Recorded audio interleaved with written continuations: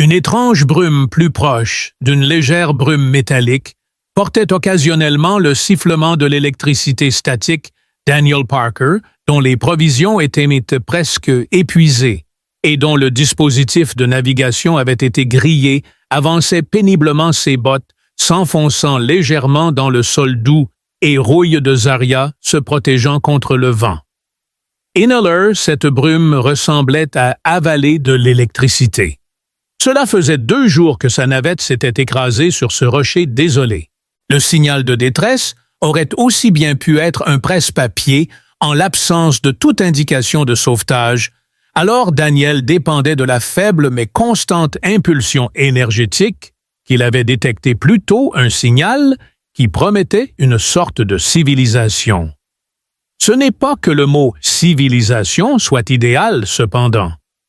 Le système Zaran n'était pas exactement connu pour accueillir les visiteurs. Il avait entendu des histoires sur ses habitants, ces êtres verdoyants et gigantesques qui possédaient une technologie avancée et une tendance à utiliser des canons laser pour régler les différends. Néanmoins, la perspective d'être brûlé vif semblait meilleure que de mourir. Seul dans le désert, le signal s'intensifia à mesure qu'il approchait du sommet d'une colline. Soudain, il aperçut un groupe de dômes nichés dans une vallée rocheuse. Les dômes scintillaient légèrement sous les 2 soleils de Zahara, leur surface reflétant les couleurs changeantes du ciel. Cela semblait à la fois d'un autre monde et étrangement serein, comme un mirage devenu réalité. « D'accord, Danny », murmura-t-il pour lui-même, essuyant la poussière de son visage, en glissant vers le bas de la colline, faisant attention à ne pas se faire vaporiser. À chaque pas, il envoyait de petits nuages de poussière lumineuse en s'approchant du bas. Avec chaque pas, il envoyait de petits nuages de poussière lumineuse alors qu'il s'approchait du bas. La plus grande coupole de la colonie s'ouvrit avec un doux bourdonnement révélant un intérieur illuminé par une lumière douce et pulsante. Le plus grand dôme de la colonie s'ouvrit avec un doux bourdonnement révélant un intérieur illuminé par une lumière douce et pulsante. Se tenant à l'entrée se trouvait une silhouette grande et indéniablement extraterrestre. Elle était différente de tout ce que Daniel avait imaginé, avec une peau verte lumineuse qui reflétait la lumière comme si elle était vivante. Ses yeux argentés intenses semblaient le fixer droit dans les yeux sans jamais cligner. Ses cheveux, si on pouvait les appeler, ainsi se déplaçaient ou qu'elles se courbaient, comme du métal liquide, et elle portait une tenue moulante qui scintillait. Daniel leva les mains dans ce qu'il espérait être un geste universel de paix, tandis que la femme l'étudiait longuement avant de s'écarter. « Tu n'es pas Aaron », dit-elle, sa voix riche et mélodieuse, mais portant une note d'autorité. Pendant un moment, ils se sont simplement dévisagés. Puis la femme inclina la tête et parla d'une manière indéchiffrable. « Coupable est accusé », dit-elle. Daniel hésita, mais était-ce ici qu'il aurait dû rester? Il entra dans le dôme et retint son souffle. L'intérieur était différent de tout ce qu'il avait jamais vu. Les murs scintillaient comme du cristal liquide, changeant de couleur et de texture à mesure qu'il se déplaçait. L'air était chaud et légèrement parfumé d'une odeur à la fois florale et métallique.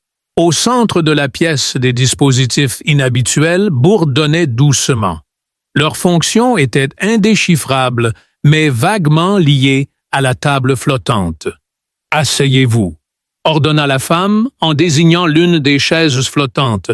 Daniel obéit, mais la chaise vacilla légèrement sous son poids. Il s'assit en face d'elle, son regard implacable. « Je suis Salara, et vous avez pénétré sur le territoire des Aran. Techniquement, ma navette a un peu craché ici, expliqua Daniel, donc c'est plutôt une visite involontaire. Alors, quels sont tes plans? » Salara demanda en haussant un sourcil. Daniel laissa échapper un souffle qu'il ne réalisait pas qu'il retenait. « Oh merci, dit-il, vraiment. Je te dois une ou plusieurs, quelle que soit ta monnaie. Je le ferai, mais il y a une condition. » Son estomac se noua, alors que le regard de Scylla se fixa sur le sien. Il était clair que chercher un abri était la première étape pour ne pas mourir. Salara se pencha en arrière, ses yeux argentés, se plissant légèrement. « Je te fournirai un abri, » dit Daniel Stable, mais résolu. « Tu deviendras mon mari pour un instant. » Daniel cligna des yeux et se pencha légèrement en avant. S'excusant pour l'inefficacité de ses objections, Salara parlait avec la même fermeté que sa posture, et Daniel la fixait, s'attendant à ce qu'elle rie ou révèle que c'était une blague extraterrestre. Cependant, Salara a maintenu son sérieux et son expression ne montrait aucun signe de fléchissement. « D'accord, » dit-il lentement. « Tu sais bien que les humains ne fonctionnent pas exactement comme ça. N'est-ce pas? On ne se marie pas simplement avec des étrangers complets. » En réponse à la voix répétée de Daniel, teintée de méfiance, Sarah inclina à nouveau la tête, comme si elle réfléchissait à ses paroles. Puis elle haussait les épaules, un geste si humain qu'il en était presque troublant. Que ce soit insensé ou non, l'arrangement était solide. « J'ai apprécié l'offre, mais je ne pourrais pas l'accepter. » Un léger sourire revint bien que cette fois il possédait une nuance de quelque chose. Avant que Daniel ne puisse répondre, un léger bourdonnement parcourut la pièce. Il jeta un coup d'œil pour voir un affichage holographique qui semblait représenter un plan détaillé du dôme, des pointes rouges, indiquait divers mécanismes tels que des barrières de plasma, des filets d'énergie et des champs de confinement. Scylla remarqua avec désinvolture « Vous trouverez l'évasion difficile. » Daniel rit nerveusement s'appuyant sur son fauteuil et s'exclama « Oh, super piégé dans une romance de science-fiction. Vous trouverez l'évasion difficile. » Alors que Salara se levait de son siège, ses yeux argentés brillants, Daniel s'affaissa dans sa chaise et fixa le plan flottant. Il murmura pour lui-même « C'est bon, je suis juste coincé sur cette planète extraterrestre, avec cette Amazone à la peau verte qui veut m'épouser. Rien de bizarre là-dedans. » Le plan s'est mis à scintiller à nouveau, et une petite sphère robotique a atterri dans la pièce, son unique œil lumineux fixé sur Daniel. Alors que le robot émettait une succession de bips, Daniel le regarda et dit « Tu es là pour me rappeler que mes objections sont inutiles. » Et le robot fit un bruit qui aurait pu être un rire, mais Daniel murmura quelque chose comme « fantastique ». Alors que le matin, Zarian arrivait, il était accompagné de la lumière clinique et dure de 2 soleils au lieu de la douce lueur de l'aube. Daniel se réveilla groggy et grimaçant, alors que la lumière extraterrestre s'infiltrait à travers les murs translucides de sa prison temporaire, ou suite nuptiale selon votre point de vue, et le lit se déplaçait pour s'adapter à chacun de ses mouvements. Sa surface se transforma en celle d'un hôte, attentionné, mais trop impliqué. Et Daniel murmura quelque chose comme « Je ne suppose pas que tu aies été reprogrammé pour m'apporter du café. » Alors que le petit robot flottant Zario, dont il avait choisi le nom, apparaissait dans le coin de la pièce émettant son flot habituel de bips incompréhensibles. Daniel murmura alors quelque chose comme « Je suppose que tu n'as pas été reprogrammé pour m'apporter du café. Je ne suppose pas que tu aies été reprogrammé pour m'apporter du café. » Un petit appendice tenait un flacon lumineux de ce que Daniel ne pouvait que supposer être du carburant liquide. Daniel prit le flacon avec précaution, espérant que ce n'était pas un piège. Il le renifla et détecta une odeur étrangement familière noisette avec une touche d'épices. En prenant une gorgée, il se réchauffa de l'intérieur. C'était presque mieux que d'être retenu contre son gré par un extraterrestre de 2,10 mètres, avec les manières d'un bureaucrate. Soudain, le bruit de pas le distrait, et Daniel se tourna pour voir Sarah entrer dans la pièce. Portait la même tenue métallique élégante que précédemment, ses yeux argentés fixé intensément sur la mariée. « Oh, super, dit Daniel, en posant le flacon. Je pensais justement, vous savez à quoi ressemble cette relation. » Sarah inclina la tête de cette manière qu'elle avait toujours comme si elle recalibrerait sa compréhension du sarcasme humain. « Alors, quel est le plan pour aujourd'hui? » demanda Daniel, s'appuyant contre le bord du lit, étrange et ondulant.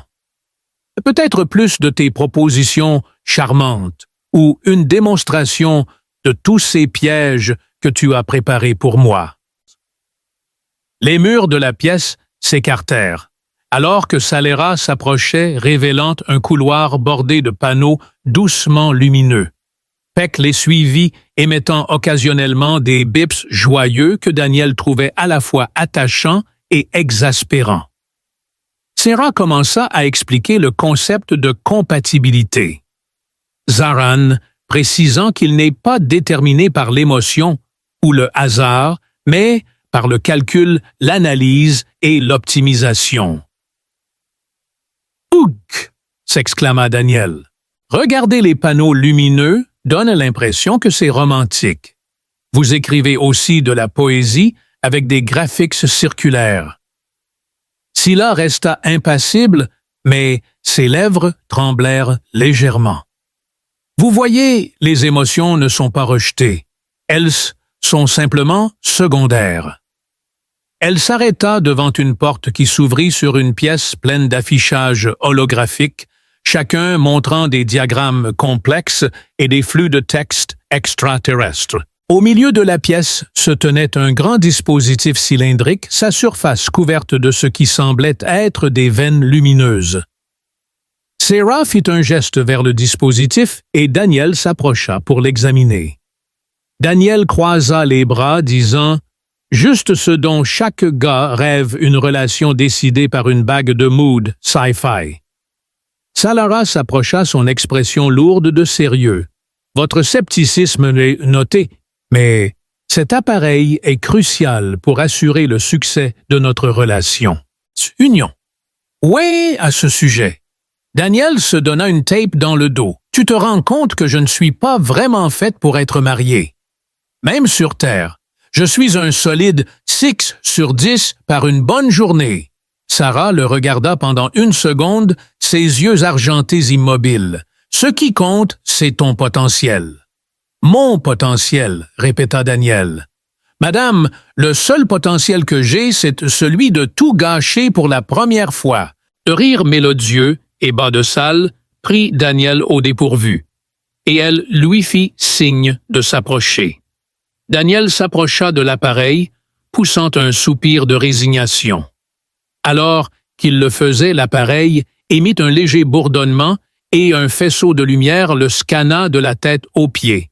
Les écrans holographiques s'illuminèrent avec des lignes de données de textes zaraniens défilant rapidement. « C'est assez flippant, » murmura Daniel. Salera étudia les écrans, attentivement son expression indéchiffrable, mais intrigante. « Qu'est-ce qui est intéressant dans vos motifs neuronaux? Ils sont non conventionnels, » répondit-elle en inclinant la tête. « À quel point sont-ils chaotiques? » « Ils sont peu conventionnels, » répondit-elle en inclinant la tête. « À quel point sont-ils chaotiques? » Salera resta concentrée sur les écrans, tandis que Daniel levait les yeux au ciel et émettait une série de bruits qui ressemblaient à des rires. « Votre capacité d'adaptation est impressionnante. » Salera resta concentrée sur les écrans, tandis que Daniel levait les yeux au ciel et faisait une série de bruits qui ressemblaient à des rires. « Votre adaptabilité est impressionnante. Ta résilience aussi. Je suis ici depuis moins d'une journée et je planifie déjà mon évasion et pourtant tu restes, » dit Daniel d'un ton presque enjoué.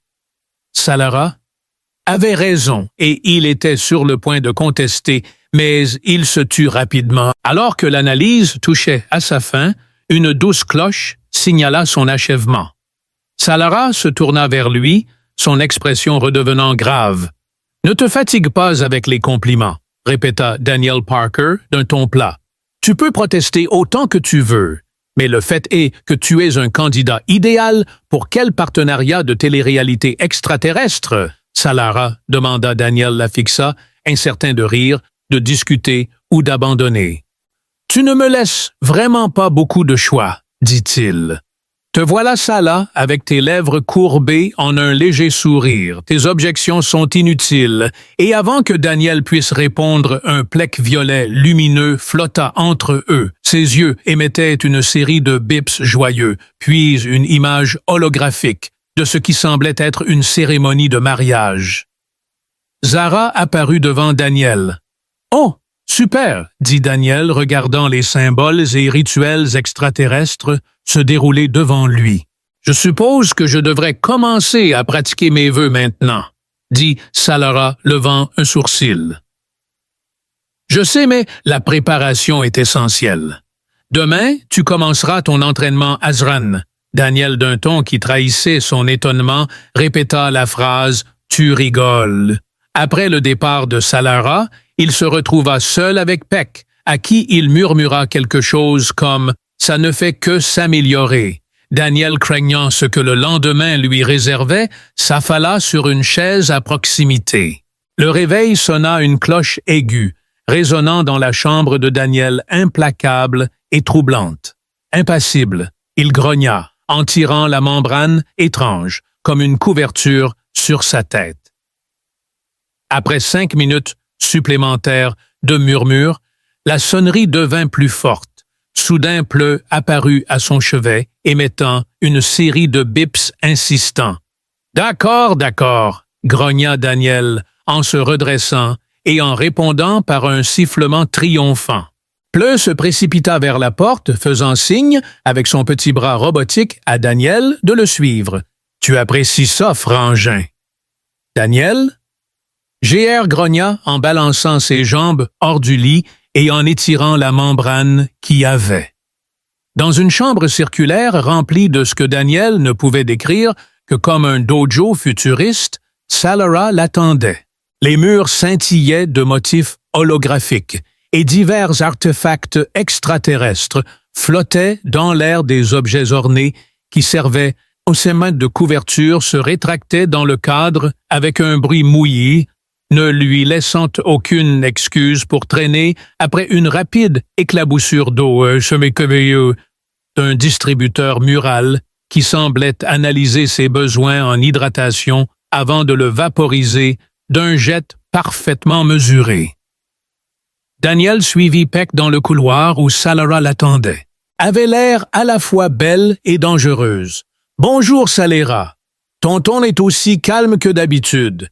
Es-tu prête à commencer l'entraînement? » demanda Daniel, frottant ses yeux fatigués par le manque de sommeil. « Je ne prévois pas de rester assez longtemps pour avoir besoin de quoi que ce soit pour intégrer cet entraînement. » lâcha-t-il.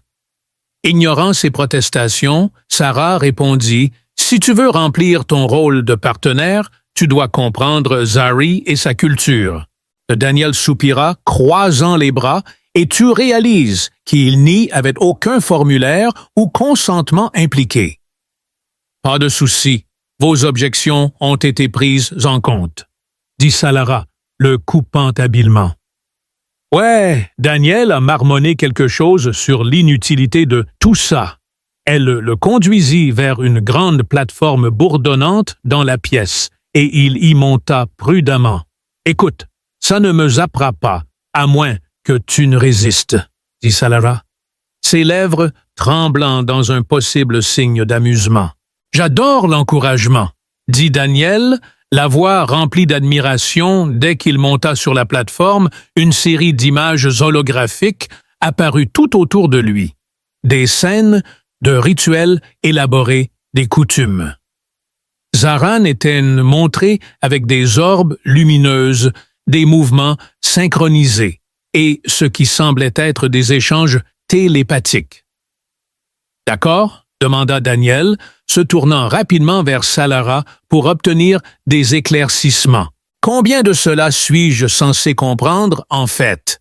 Salara répondit. Daniel cligna des yeux, pensant « Tu rigoles non, comme les humains n'ont pas de télépathie intégrée. » Salar s'est approchée tenant un petit appareil cristallin. Elle a pressé l'appareil contre.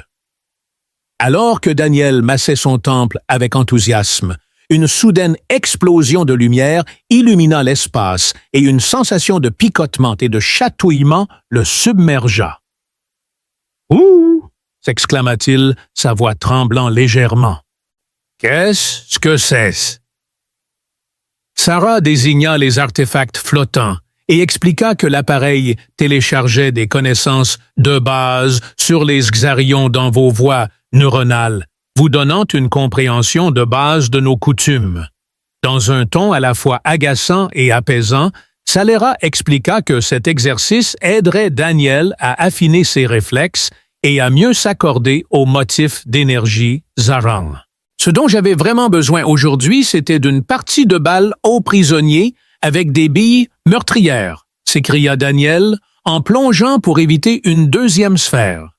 Play flottait à proximité, faisant des bruits qui ressemblaient étrangement à des rires, alors que la troisième sphère fonçait vers lui. Alors que les sphères persistaient dans leur assaut, les mouvements de Daniel devenaient plus instinctifs, comme si son corps répondait à des pulsations d'énergie subtiles signalant des attaques imminentes. C'était comme si les informations que Solara avait téléchargées ouvraient des zones de son cerveau jusqu'alors inexplorées. « D'accord, » murmura-t-il. « Peut-être que ce n'est pas si mal. » Et que juste au moment où il finissait de parler, une sphère particulièrement grande émergea brillant de manière menaçante.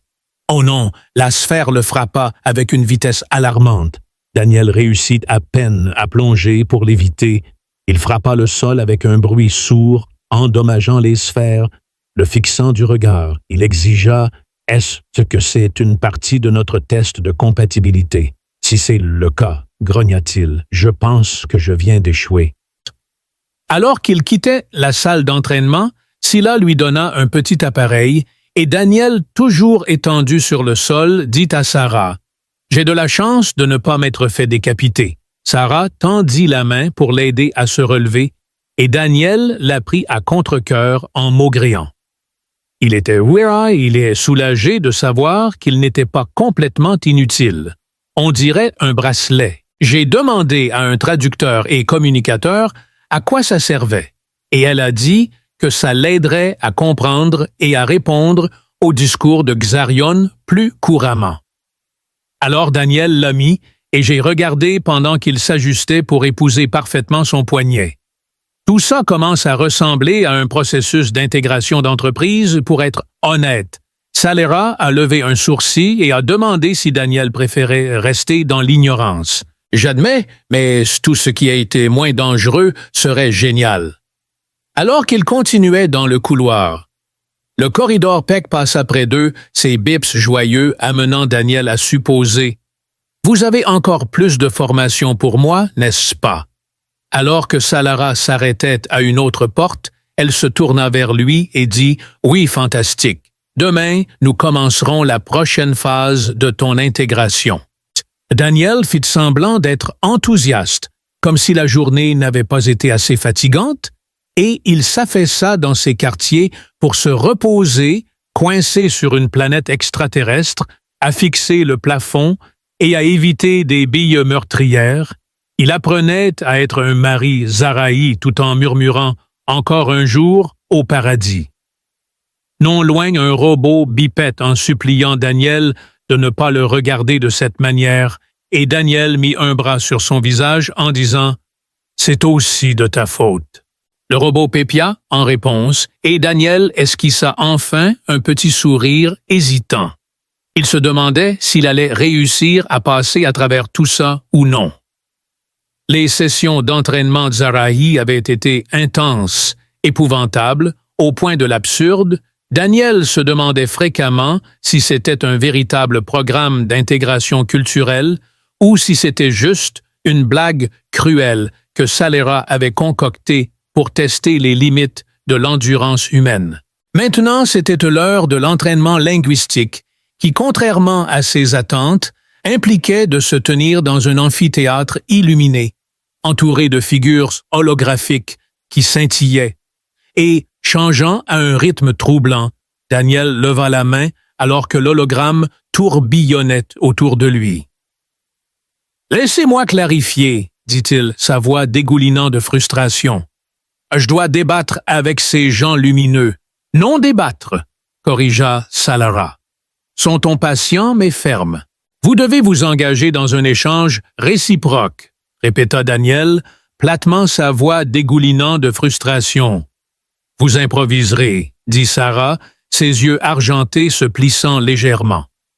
Ces simulations sont conçues pour reproduire des scénarios du monde réel. Chaque participant a une personnalité distincte. Alors que Daniel passait ses doigts dans ses cheveux, il murmura quelque chose comme « Très bien, finissons-en ». Il tourna ensuite son attention vers les hologrammes, où il vit une figure imposante avec une forme transparente et changeante. La voix de la figure ressemblait à une douzaine de carillons sonnant en harmonie, et Daniel cligna des yeux de surprise. « Wow! C'était un bon départ! » La figure s'approcha, sa forme lumineuse vacillant de manière menaçante, et Daniel murmura quelque chose comme « Prouve ta valeur ou sois écarté ».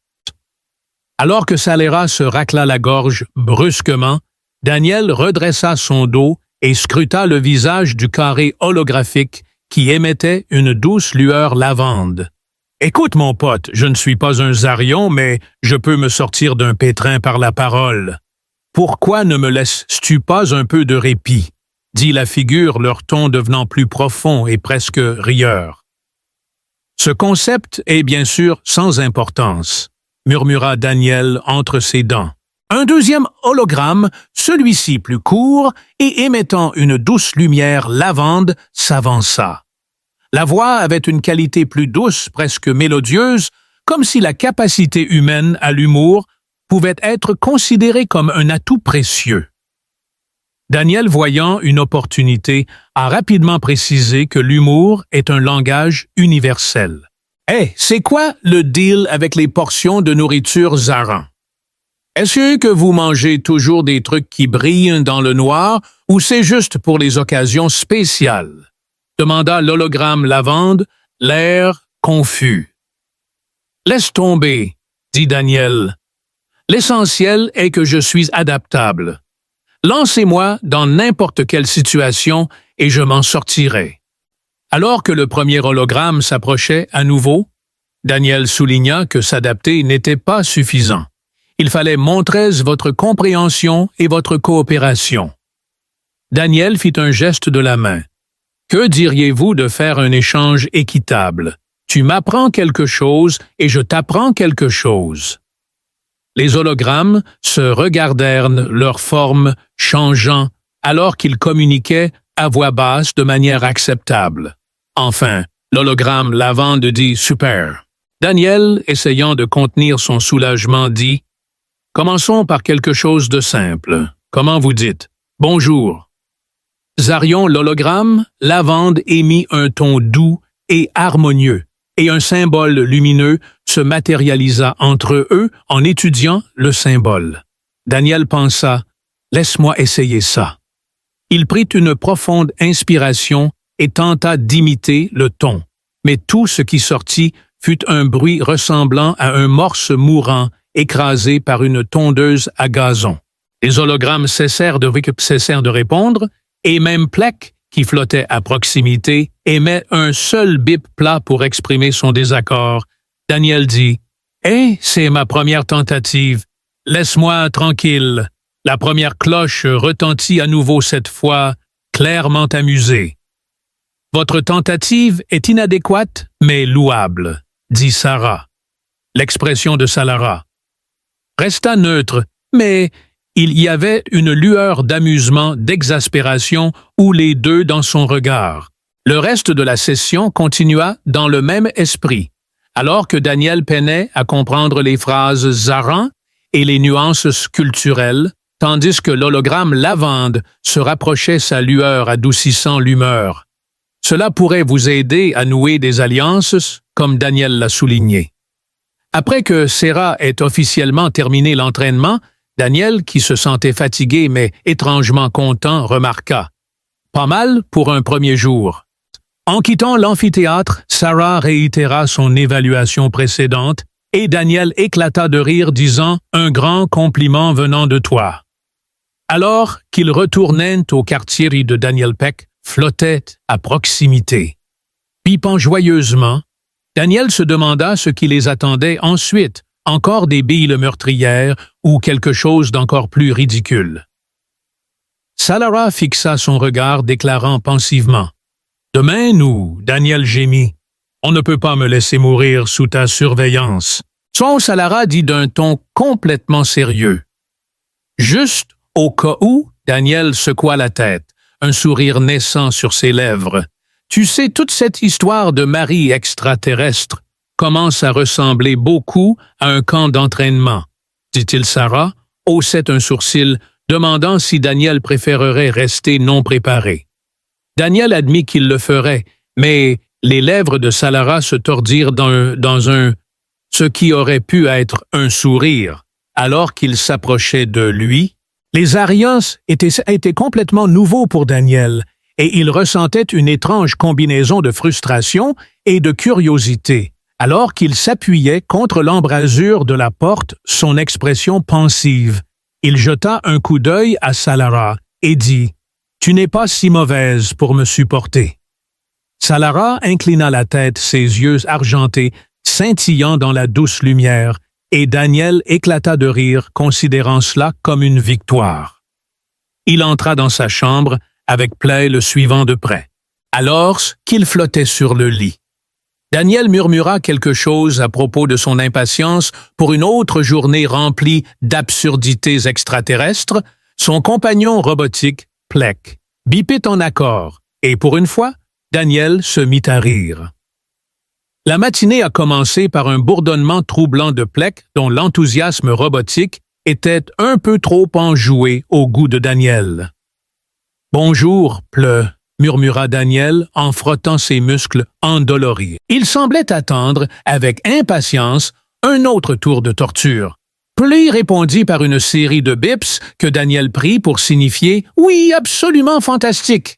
Daniel gémit et balança ses jambes hors du lit en membrane qui était devenu trop familier. Le lit se rétracta dans le mur dès qu'il se leva, ne lui laissant pas le temps de se tenir debout, et le propulsant dans une chambre qu'il n'avait jamais vue auparavant. Les murs scintillaient comme de l'argent liquide, et l'air bourdonnait d'une énergie électrique qui lui hérissait les cheveux.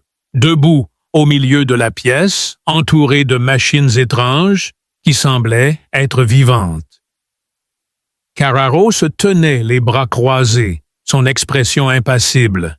« Content de te voir réveillé, » dit-elle à peine. « Alors, quel est le plan pour la séance de torture d'aujourd'hui » demanda Daniel. « Allons-nous lutter contre un requin laser, ou peut-être serons-nous jetés dans une version extraterrestre d'une salle d'évasion ?» Les lèvres de Salara tremblèrent légèrement. « Aujourd'hui, nous allons apprendre des tactiques de survie. Je suppose que c'est comme le camping, mais avec des plantes lumineuses. » Au lieu de se mordre, Salara lui fit signe de monter sur la plateforme et Daniel, l'air épuisé, scruta la machinerie. « Tu ne me zapperas pas, à moins que tu ne résistes, » dit-elle, reprenant ses remarques de la séance d'entraînement précédente. « Super. » Daniel murmura dans sa barbe en montant sur la plateforme. Les vignes se déplacèrent et s'enroulèrent autour de ses bras et de ses jambes, et la machinerie s'anima. Le maintenant en place, mais pas trop fermement. Salara expliqua que l'interface devait se synchroniser avec son champ bioénergétique pour offrir un quelconque confort. Juste au moment où Daniel s'apprêtait à lui poser une question, la pièce commença à se brouiller, les murs argentés, disparaissant pour être remplacés par une jungle extraterrestre. L'air était épais et humide, rempli des sons de créatures invisibles et de plantes bioluminescentes qui projetaient des ombres étranges sur le sol. D'accord, Daniel tourna lentement sur lui-même, mais ce n'était clairement pas. De Kansas. Il entendit ce qui ressemblait à la voix légèrement déformée de Sarah crépitant dans son oreille. La simulation se déroulait sur l'une des lunes hostiles de Zarya, et son objectif était de trouver le balise et de l'activer avant que l'atmosphère ne se déstabilise. Il commença à murmurer quelque chose sur à quel point c'était génial d'être seul dans la jungle virtuelle, sans instruction ni outils. Il commença à marcher, ses bottes s'enfonçant légèrement dans le sol semblable à de la mousse. Il était entouré de créatures étranges, ressemblant à des insectes, leurs ailes translucides reflétant un arc-en-ciel de couleurs. « D'accord, Daniel, » pensa-t-il. Première étape, trouver le balise. Deuxième étape, ne pas mourir. Troisième étape, peut-être prendre une pizza après ça. Alors qu'il traversait la jungle, il remarqua que les plantes semblaient réagir à sa présence. Les vrilles se déplaçaient vers lui et les fleurs s'ouvraient à son passage, libérant des nuages de spores faiblement luminescentes.